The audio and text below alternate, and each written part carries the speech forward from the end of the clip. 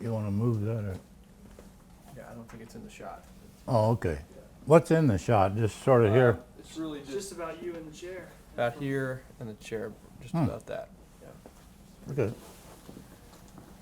Does it pick up pretty well? Sounds great. Okay. How did your experience in Kappa Sigma help shape your views on teamwork? It was the first time in my life that I'd been, in effect, thrown in with some other young guys my age from all over the country. You know, we had our associations with our high school classmates who go on to college, but we're sort of scattered at that point. And at this point, when you're kind of all together, it really makes a difference. You see how they may do it in Illinois or Florida or Washington State, Chicago. We always had a lot of members from Chicago. I think it sets some standards that are very high as far as honesty and integrity, and scholarship is certainly one of the important ones. And we've produced some outstanding Kappa Sigs. And I'm proud to be recognized as one of them. I may not deserve it, but I'll just take it anyway. Okay. Is there anything that occurs in the United States Senate that you equate to your Kappa Sigma membership? Are there similarities in any way?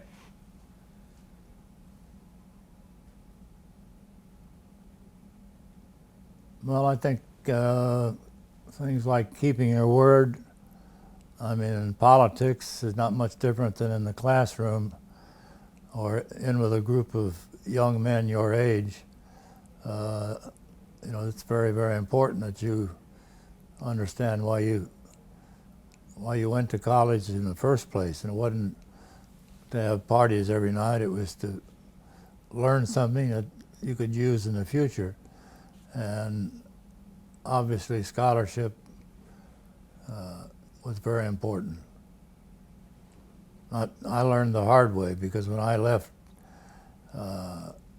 college to go to World War II, my grades were pretty low, and I just hadn't understood what it was all about and why it was so important to so many young men. But I learned fairly quickly that there's a reason, and you're just blessed to be a part of it. What would you say to our undergraduate brothers who are thinking about a career in public service? Well, you have to believe that's what you want. I mean, if I think back to the time I was pledged, if I really appreciated the step I was taking, not every man can be a Kappa Sig, but every Kappa Sig should be a man. And that's a man of honesty and integrity and someone who keeps their word. And I remember in my room in the fraternity house, on the mirror, there was a little sticker at the bottom of the mirror. It said, "More sacrifice, less self." In other words, you don't sit around thinking, you know, what's in this for me? You make certain sacrifices to help other people. And that's the part that really counts. Somebody keeping score upstairs there. Won't be how many medals or plaques or whatever you're remembered for. Being Kappa Sig be one of those too. Several years ago, I interviewed you for a recruitment video, and you shared that story with me. And I can't tell you the number of Kappa Sigmas that I've told that story to. And I think I said service above self, but it's similar. Yeah. And, so I've No, shared you're that. right. Yeah, you're right. Service above self. And that's, so I've always shared that with brothers, and I hope Right. that's okay that I did. No, that's fine. What has being a Kappa Sigma meant to you?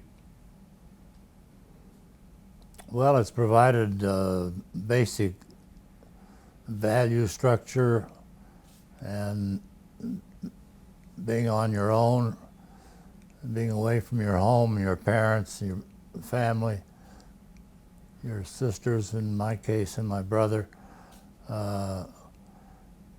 and being the first one in the family to go to college. It was a responsibility that I'm not sure I was prepared to bear at the time. If you look at my transcript, don't study it very closely. Just sort of scan it, you know, like, Jiminy, that can't be the Bob Dole I know. So, you know, then I'll agree with you. Do you have any messages that you want to relay to our undergraduate brothers out there who are working and continuing to work for the Military Heroes campaign to support the Fisher House? Do you have a message for them? Well, first of all, you're doing something that you can be proud of. As I said earlier, you're contributing to a cause bigger than ourselves. And you'll never know how many people know your name and know who you are and what you've done unless you're willing to make some sacrifices. And that's sort of the bottom line.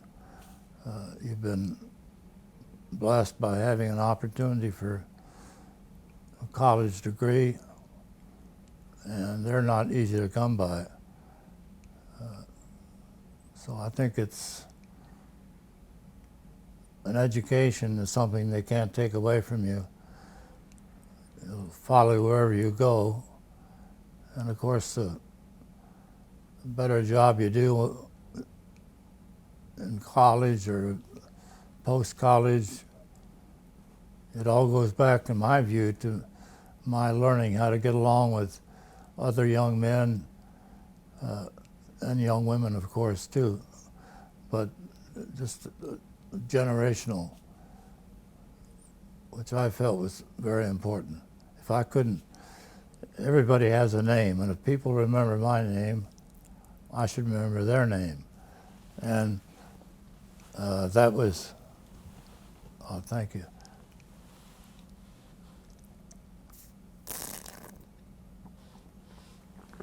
We'll just leave that part out, that everybody has a name. Scratch. Well, those are all the questions I had for you today, and I may have one I want to right here. put in there. I think as you get older, and there are not too many older than me, you look back on your life and, you know, what are the most 5 or 10 most important things that have happened to you in your lifetime.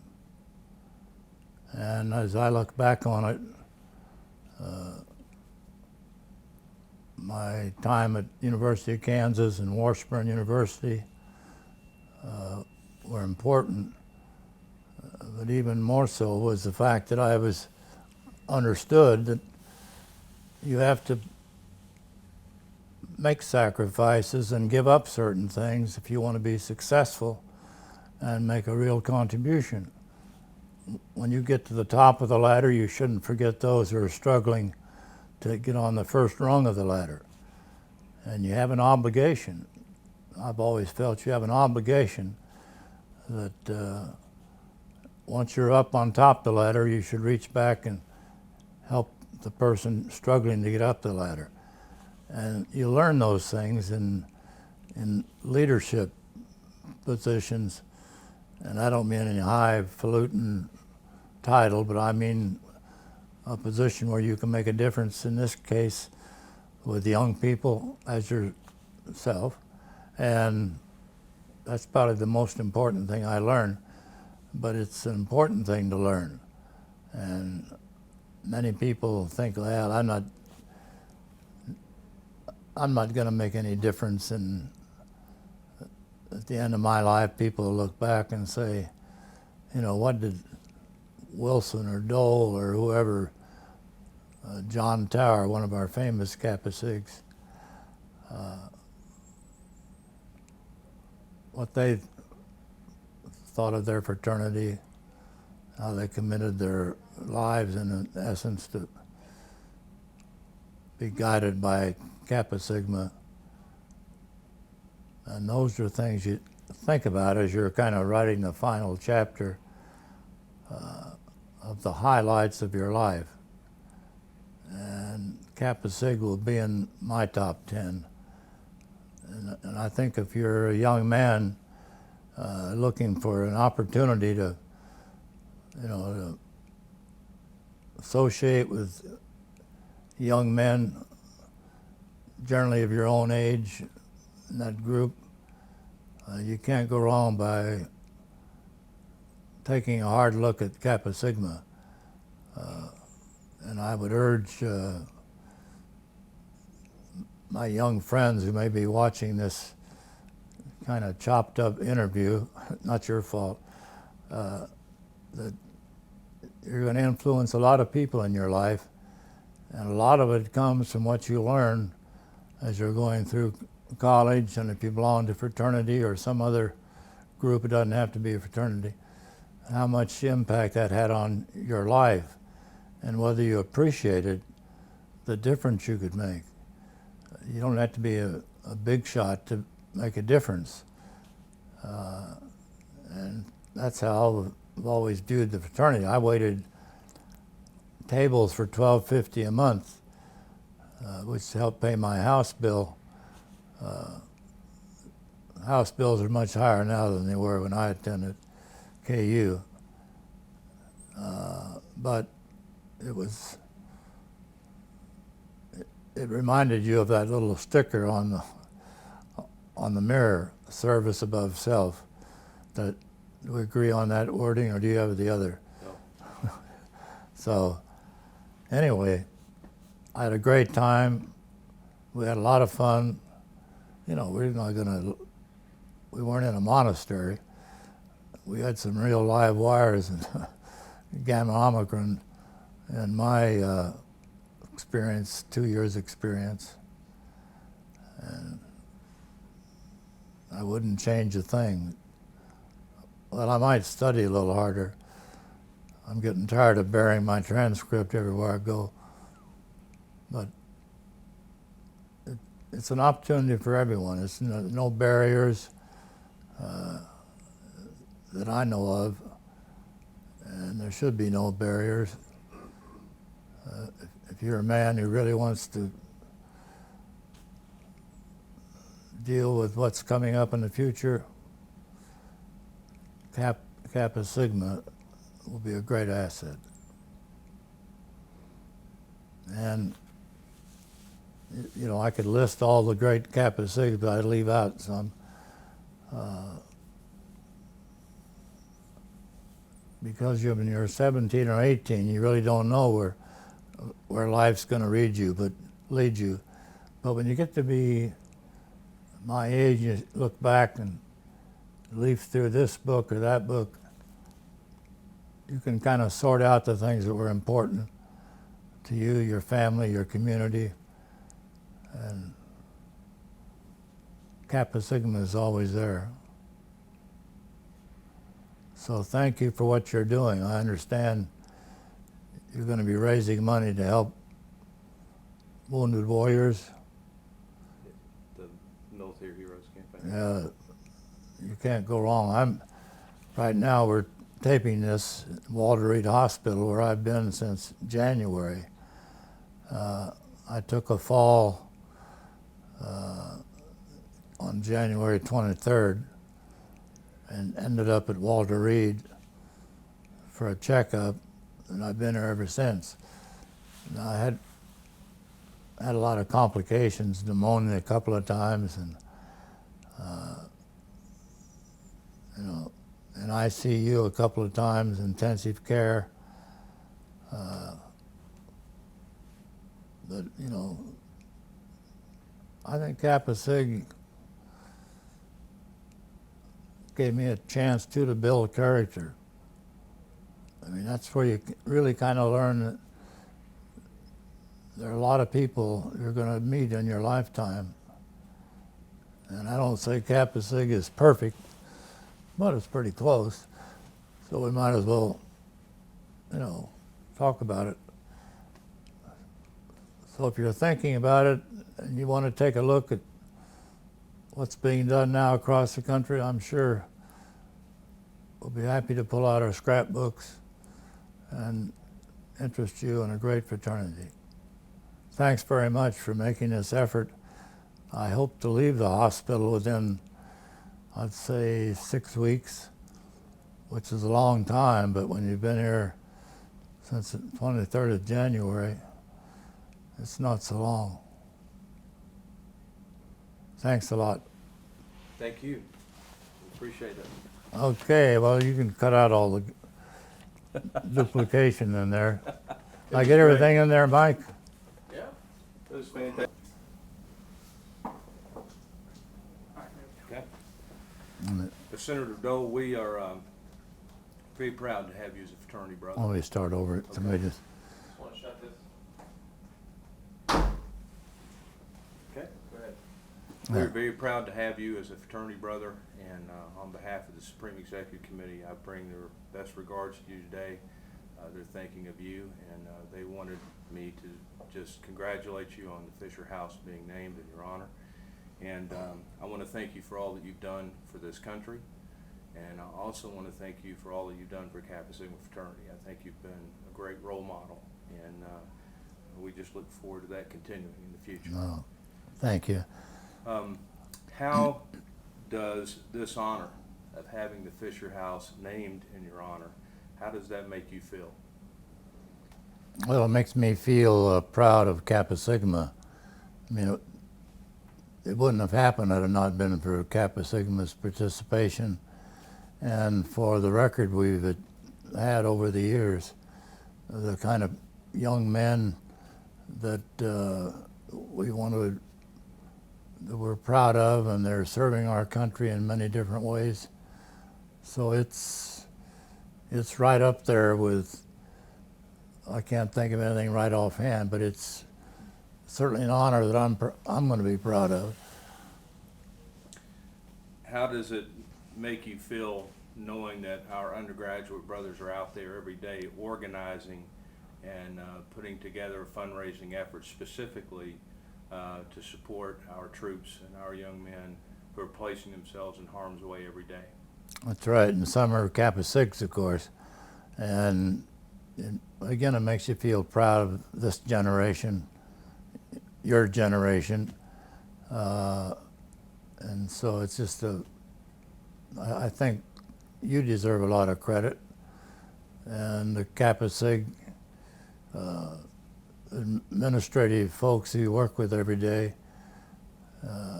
plus those who contribute to Kappa Sigma Foundation or the building effort, we'll never know how much impact it has on a young man. Why did you dedicate your life to serving the public and to serving our country? Well, I think part of it just, I mean, somebody had a plan for me. I think that's probably the basis for it, that I could look back on my life and say that I've done something worthwhile. As I've said before, it doesn't matter who you were. What matters is whether or not you made a difference. And certainly Kappa Sigma and Kappa Sigs have made a difference all across the country and outside the country. And that's how I would measure the worth of our organization. Was there a moment when you decided public service was your calling, a particular moment?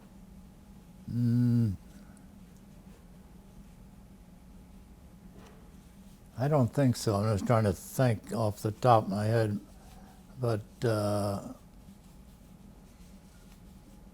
think it happened when I came back from World War II. When I joined the Army, I was more interested in sports and things of that kind. I wasn't interested in politics or public service.